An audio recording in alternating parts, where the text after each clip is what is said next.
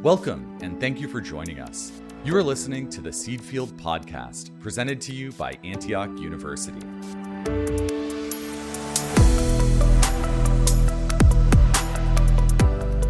With every episode of the Seed Field Podcast, we celebrate and share stories of those who embody the spirit of our founder, Horace Mann, as they win victories for humanity. I'm your host, Jasper Nighthawk, and this week we're lucky to have a guest host, Dr. Falami Devoe. Falami holds a PhD from Antioch's Graduate School of Leadership and Change, and she currently teaches in our Individualized Master of Arts program. We're excited to have her guest host the Seed Field Podcast, in part because she's currently launching another Antioch-related podcast. This one is called And the Conversation Continues, and it features conversations with thinkers around the Individualized Master of Arts program that she teaches in. But today, Falami is taking over the hosting duties for the Seed Field Podcast. Falami, thank you for working with us this week. Thank you. It has been a pleasure. I have had the honor of listening to an early cut of your conversation with Dr. Aqeel Tirmizi, and I just think you guys had such a great conversation. I'm really excited to share it with our listeners.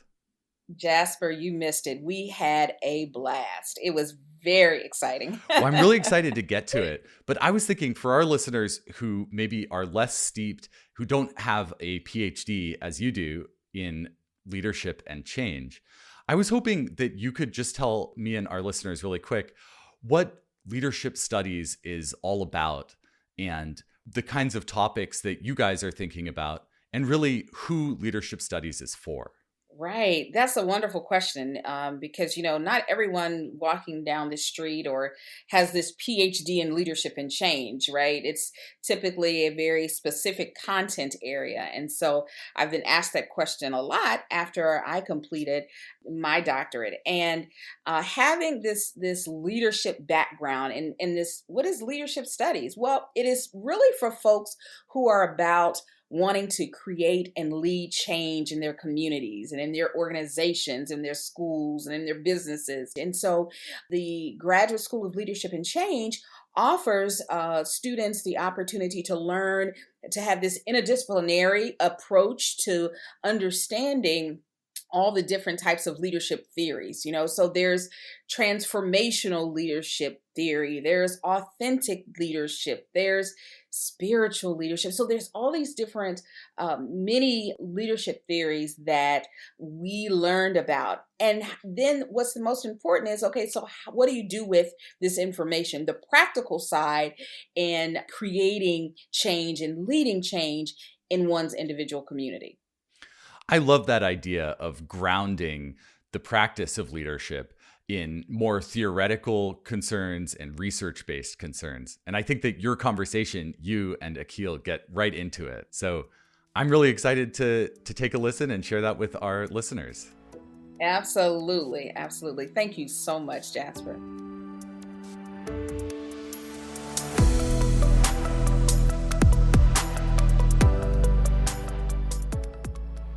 Greetings. My name is Dr. Falami Devoe, and it is a great pleasure to serve as a co-host for today on the Seed Field Podcast.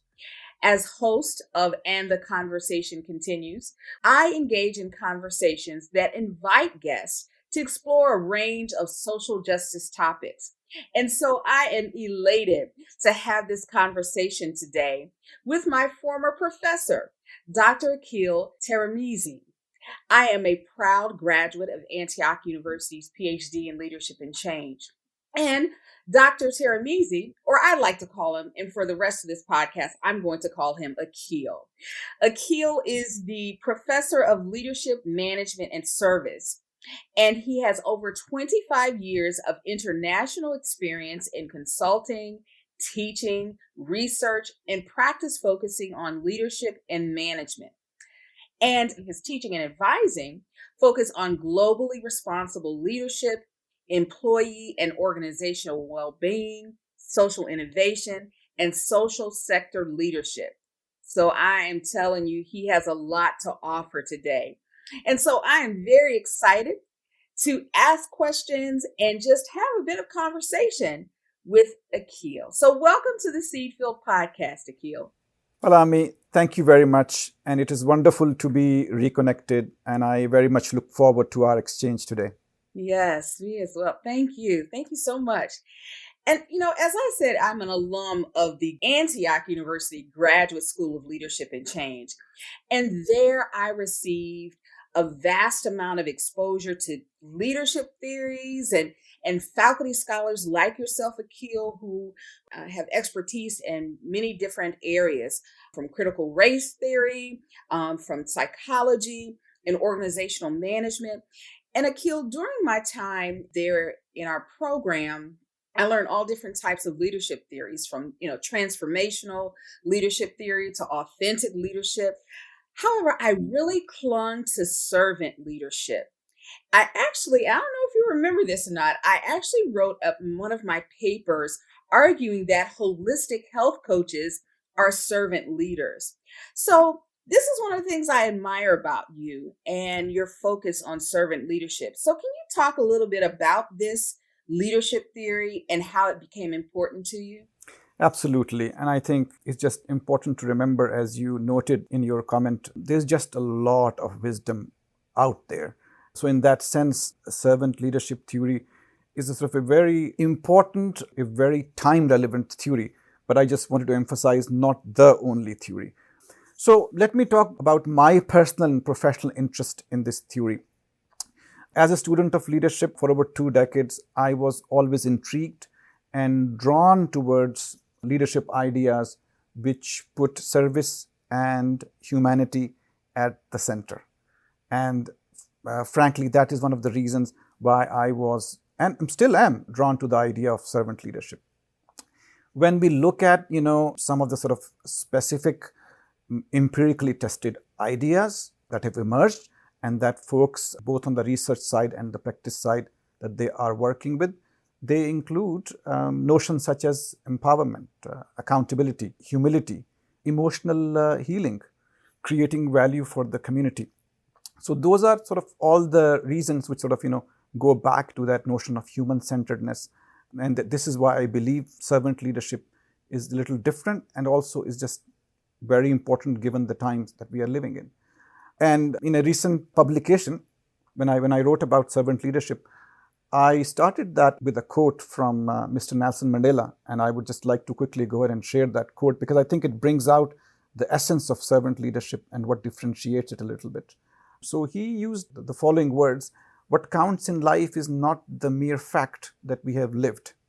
It is what difference we have made to the lives of others that will determine the significance of the life we lead." So I think it is this difference we have made to the lives of others, which I think is important and a differentiating factor. And that is why my interest in this particular leadership theory continues today. I so love that. All of that resonates with me, particularly this notion you said of service and humanity at the center. In times like these, that's, for me, I believe is so important in progressing our society, right? And then the Nelson Mandela quote, "In making a difference, you made in the difference in the lives of others." Wow, absolutely. I mean, and then I think about leaving legacy, like servant leaders. Many servant leaders have left a legacy, and that legacy has been how they have led and made a difference in the lives of others. So I totally love that. I'm going to use that as I'm working with clients, and I'm putting this information into my courses. So thank you. I appreciate that. So let's talk a little bit about Aqeel. We're talking all about this leadership and change and different leadership theories. Let's talk about the importance of training and developing leaders. Talk to me a little bit about that. Absolutely. So I think sort of, a couple of things come to mind. We have for a long period of time made this assumption that we can train and develop leaders. And as someone who has been in this business for a long period of time, I think that assumption is correct. However, that assumption demands and sort of, requires that a couple of conditions be in place for it to be met. So one of those is that on part of organizations, for instance, that there is this willingness to invest in training and development opportunities over short, medium, and long term. So that's condition number one. Condition number two is when those resources are available for the individual to say that I'm going to make a commitment to that developmental process. So I think when those conditions are met, the journey of training and development can then begin. And then I use the word journey intentionally because really embracing and practicing those terms in terms of work of leadership and change is not easy. Daniel Goleman, under his umbrella of emotional intelligence, gave us a lot of good vocabulary in terms of training and development that is applicable to our conversation. So a couple of things that Daniel Goleman and his colleagues have talked about, they include self-awareness and self-regulation. So training and development journey in the context of leadership begins with sort of that commitment to self-awareness and self-regulation. Sounds simple, but when we say self-awareness, it requires certain amount of investment and courage to learn about our blind spots, to identify some of our developmental opportunities. And then self-regulation at the same time demands from us that as we put some of the ideas and the sort of commitments to change that we make in ourselves, in our teams, and in our social system, we will stay with that commitment to sort of practice even if we make mistakes. So again, those kinds of actions require a lot of courage on the individual's part over a period of time to improve one's leadership practice.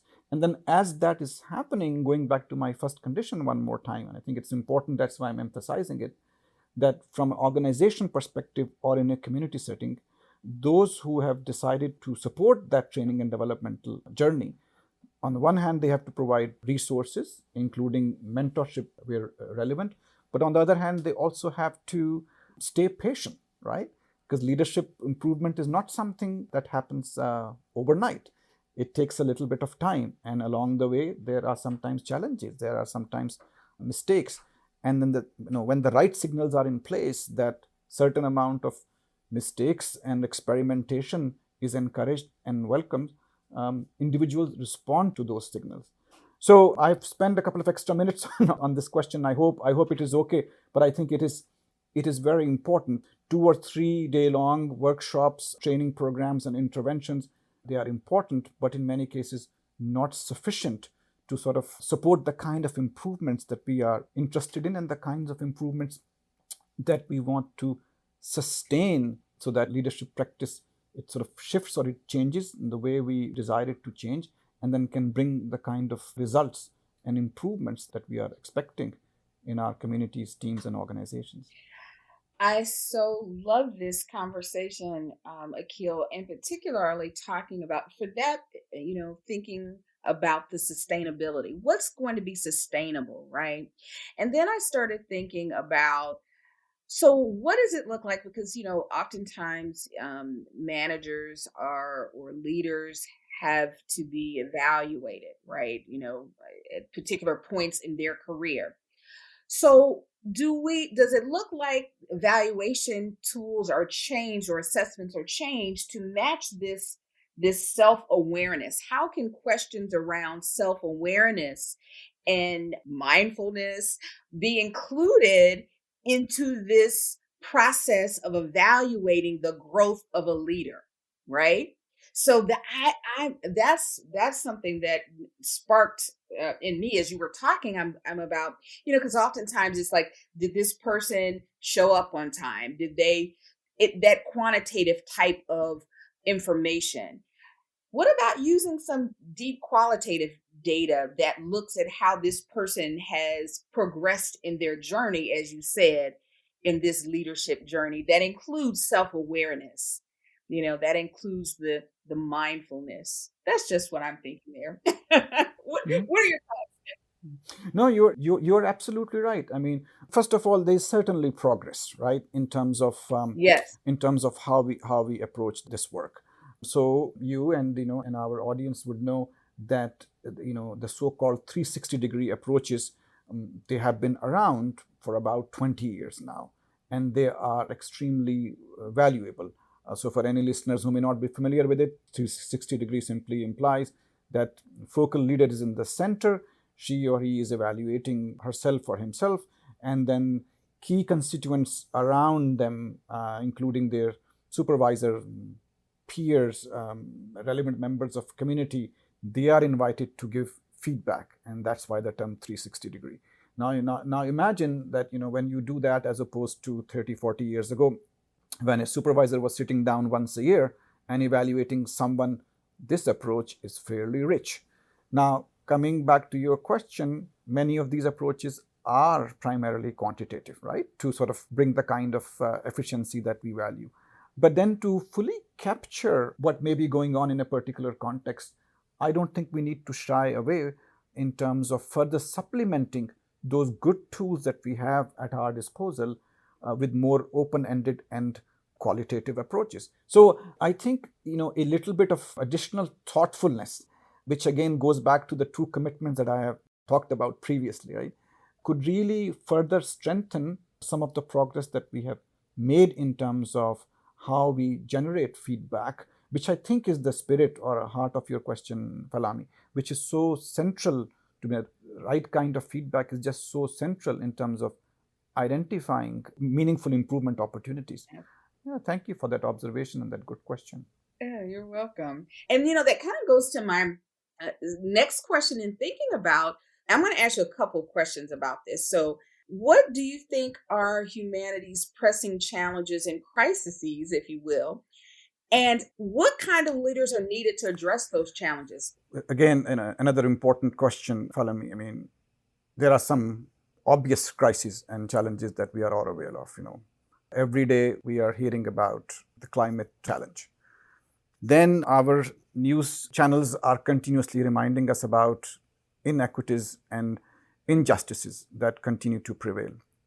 And they have been surfacing in a variety of ways, ranging from how we police our streets to how we pay for hard work in many industries, gender disparities, extreme political divisions across countries and regions is another challenge. We saw some of the manifestations of that in the US Capitol. I think something that is perhaps not on our radar directly is the challenge of the failing global governance. And that challenge became evident in how the world responded to or failed to respond to the COVID-19 crisis. And then these challenges, the world is aware of those, and climate change, we have been talking about it for about 30 years. Under the UN-sponsored conversations and exchanges around the world, a few years ago, the world landed on what we now call the 17 UN-sponsored Sustainable Development Goals. So I think the list of challenges is absolutely very long, and it's also, many of these challenges are very, very urgent. I guess some of my hope and optimism comes from that even when we look at the 7 SDGs, SDG number 17 is actually inviting the world to work together, right? It is very much partnership focused. So then this brings me to the second part of your question, which is what kind of leadership is needed to respond to and address some of these challenges. So I think when we look at these 17 SDGs, or just my understanding of some of the big challenges and crises that I talked about a minute ago, it is clear that actions and approaches that are collaborative, that are purpose-driven, that are holistic, that are human-centered, these are the kinds of approaches that will work, that will help us begin this process of healing and moving forward and creating a more just world. I love this. I'm writing so much. It's just like it reminded me back when we were in class. So thank you for this. This is wonderful. This is wonderful. So I understand you are within the Graduate School of Leadership and Change. There's this new certificate. There's this understanding of conscious leadership. So I want you to talk for me about what is conscious leadership? What does conscious leadership look like? What does it sound like? Tell everybody what conscious leadership is. So I will say a couple of things about conscious leadership, Falami. One is that many practitioners know about conscious leadership from some of the work that was done under the umbrella of conscious capitalism. Sort of that notion of conscious capitalism is in many ways brainchild of the co-founder of Whole Foods, John Mackey. Now, that is a very important piece of work, which is sort of very business focused.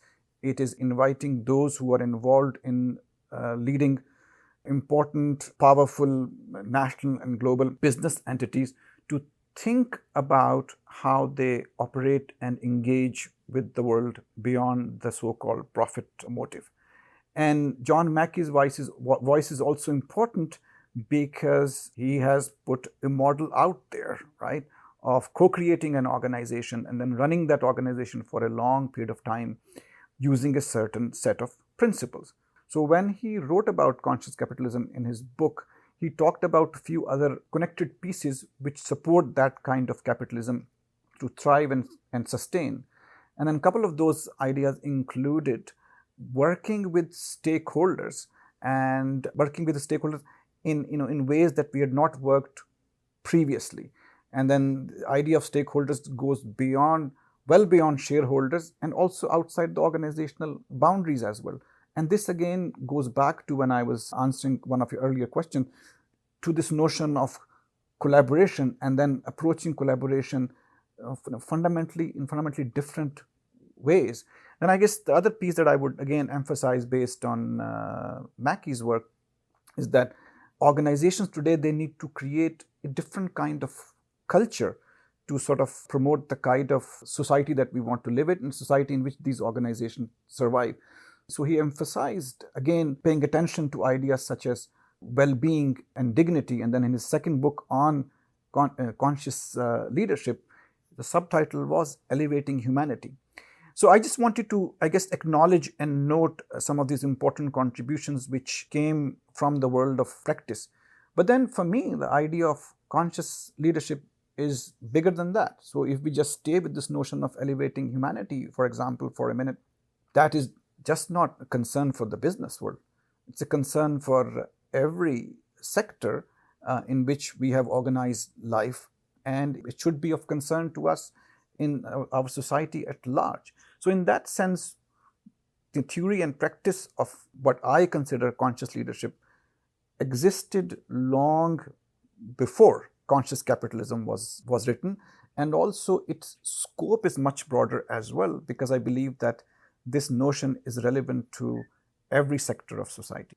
Wow, so exciting. So exciting to talk about conscious leadership and to understand this approach. And again, I love hearing the consistent theme about elevating humanity. And that just really resonates with me. And I want to know, this seems to be and then again, I don't know how new this is, and you were saying about John Mackey, but in terms of a fresh approach, this is what makes a leadership approach fresh versus stagnant, because we have had various leadership approaches and theories, and this seems to be very fresh. What makes a leadership approach versus fresh versus stagnant? I love this question. Thank you for that, Falami. So I'm sure in one of our conversations at some point, I have probably mentioned one of my favorite ancient philosophers by the name of Heraclitus. There's a quote that is attributed to him, and it goes something like that: you cannot step in the same river twice. You cannot step in the same river twice. Now, this quote is interpreted in a few different ways, and here is, one of the interpretations, or my interpretation, that change is around us all the time, right? And not fully acknowledging this reality makes leadership stagnant. And on the other hand, what makes it fresh is a continuous invitation to innovate. So reinventing ourselves and encouraging those who form the leadership equation with us, that is a fresh approach, right? That is a fresh way or a different way of approaching our existence and our work together, right? In another major leadership theory that you are familiar with, transformational leadership, The late Professor Bernard Bass talked about this notion of intellectual stimulation as one of the main characteristics. Right? Now, when we go back to that theory and we look at the idea of intellectual stimulation, it is simply, again, an invitation, an encouragement to ourselves to be creative, to do things differently, and improve services, processes, products, and our collective well-being. And I think when leadership is approached that way, that invitation to intellectually stimulate ourselves as leaders and those who are in that leadership relationship with us, that makes leadership fresh from my perspective. Thank you. Thank you. I love that. Thank you. So I want to go back to the conscious portion, the conscious leadership. So I'm familiar with the conscious leadership, consciousness. I'm a holistic practitioner. And within our community, there's this conversation between one being conscious and one being mindful and mindful. So I want you to talk, how does mindfulness fit into conscious leadership? So I think actually there are a couple of important connections over there. As we are coming out of this pandemic to some extent, we are not fully out of it yet. There's an important conversation taking place about being resilient and what makes us resilient. And within the context of leadership theory and practice, it's also an emerging conversation there, that what makes leaders resilient, and that having that quality or that sort of competency to become resilient is extremely important. So you know this from your practice as well, Falami, that mindfulness is one vehicle, a very important vehicle to help us move towards our well-being. And leaders who are doing difficult work, for them to sustain themselves over a period of time, they have to take care of their well-being. So for me, whether someone who is practicing specifically conscious leadership or any leadership that is committed to the common good, challenging structures that make this world difficult for certain segments of our population and leave people behind, the stresses that come with that kind of leadership, those stresses quantitatively and qualitatively are a little different from what may be labeled as general leadership practice. So in that sense, what we know about mindfulness and its linkage to well-being, there's a very important connection there between that and what leaders can do and what leaders can learn and what leaders can take away from there to improve their well-being and then sustain themselves, sort of do the kind of difficult work that many people do in the kinds of sectors that you and I have touched upon a little bit. I think the sort of other piece that I want to talk about a little bit is that in many ways, not always, but in many ways, the work of mindfulness is sort of individual centered. So that, a question is making me think about this connection that as we think about conscious leadership, which in many ways is very much about the collective, then if we were to sort of look at a sort of a two-way connection, and what can practitioners of mindfulness work take away from conscious leadership and its focus on collective action and collective approaches, so forth and so on. So I hope this is answering or touching upon your question a little bit. Yes, it is. That was very good. And I think I just have one more question and I'm going to let you go. What are some steps that folks could take to start practicing conscious leadership? Because, I think you would probably agree that everyone is a leader in some way, shape, or form.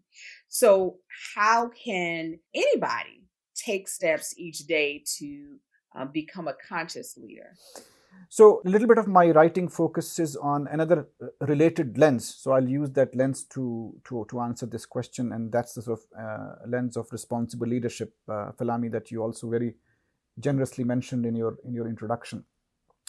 So in my work on responsible leadership, I have argued that in order to act responsibly, and this very much overlaps with the idea of conscious leadership as well, we need to ask ourselves, what are our anchoring principles and anchoring values, and be very clear on those.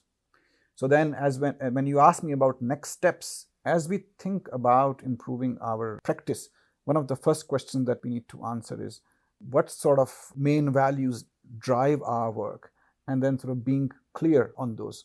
I think the other piece that I want to emphasize in terms of taking action, if you will, is that so much of our leadership, and you know this very well, is relational in nature. So taking stock of our existing social capital, and we all recognize that different leadership contexts have very different demands. But in most of those contexts, we are dependent on other human beings to help us do important work of leadership. So really, revisiting this idea of what are my networks? Who are the sort of main stakeholders over here?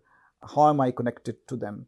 Do I need to expand that network? Am I fully capitalizing on it? So I think as we sort of, in a deliberate and intentional fashion, think through sort of, that notion of relationships, I think we are a little more prepared to do our work. And then often, I think, going back to another question around risk-taking, courage, and making mistakes, sort of more trusting relational environment that we have developed for ourselves, the better off we are in terms of absorbing some of the shocks that may come our way. And I think then finally, I would say, as I've said to you before, and going back to the sort of second condition of training and development, am I ready to take different kind of action in this world? Am I ready to reinvent myself a little bit? How will that action look a little different? And how will I reinvent myself a little bit? It takes a little bit of risk. It takes a little bit of courage. But I believe that most of us, most of the time, in most contexts, can do that.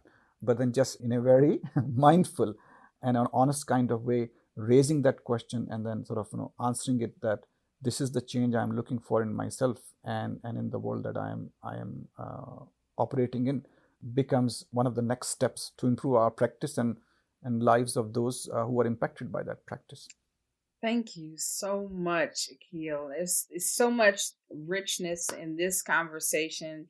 I love what you said in terms of, am I ready to take action and reinvent myself for the better? This is such a message for right now. So important. And I know that many who have us coming out of, and we're actually still in the pandemic, but many people that I'm close to really did reinvent themselves during this time period, right? And so that just kind of goes to your statement there, ready to take action in reinventing oneself. So I am so grateful and appreciative of this time that we spent together, and also just very grateful for having the opportunity to serve as a co-host here on the Seed Field podcast. And again, thank you so much, and I'm wishing you all well and to take good care. My pleasure. Thank you for having me.